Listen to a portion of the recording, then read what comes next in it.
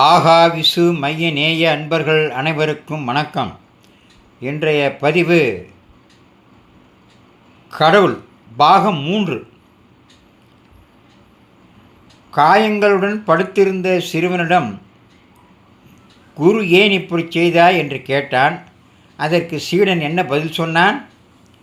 குருவே, நீங்கள் சொன்ன போதனையின்படி மதம் கொண்ட யானையிலும் கடவுள் உள்ளார் அல்லவா?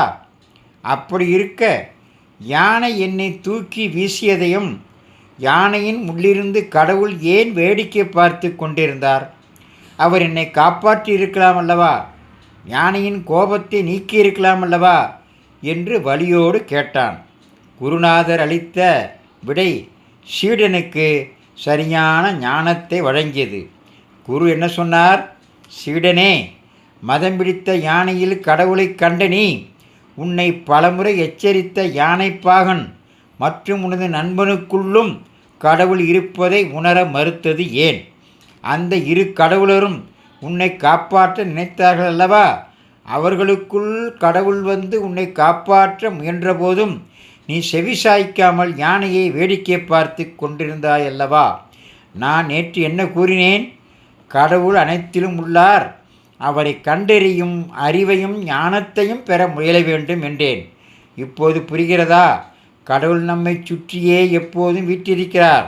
நாம் தான் கடவுளின் கட்டளையை பகுத்தறிவை கொண்டு புரிந்து கொள்ளாமல் எங்கேயோ வேடிக்கை பார்த்து கொண்டிருக்கிறோம். கடவுள் எல்லா உயிர்களிடத்திலும் இருக்கிறார், உண்மைதான், வாஸ்தவம்தான். நான் சொன்னதை நீ சரியாக புரிந்து கொண்டிருக்கிறாய். ஆனால் உன்னை எச்சரித்த சிறுவர்களுக்குள்ளும் அந்த யானைப்பாகனுக்குள்ளேயும் கடவுள் இருக்கிறார் என்பதை ஏன் மறந்துவிட்டாய்? இப்போது புரிகிறதா? கடவுள் நம்மை சுற்றியே எப்போது வீற்றிருக்கிறார். நாம் தான் கடவுளை பற்றிய பகுத்தறிவை கண்டு புரிந்து கொள்ளாமல் இருக்கிறோம். இதுவே அனைத்து துன்பங்களுக்கும் காரணமாகும்.